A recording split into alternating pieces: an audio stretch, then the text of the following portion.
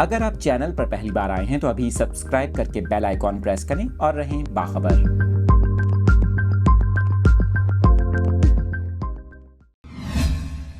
موسم سے متعلق اپڈیٹس اپنے ناظرین کے ساتھ شیئر کر رہے ہیں۔ آپ کو بتا رہے ہیں کہ کراچی ان دنوں گرم و مرطوب موسم کی لپیٹ میں ہے۔ شہر میں صبح سے ہی حبس محسوس کیا جا رہا ہے۔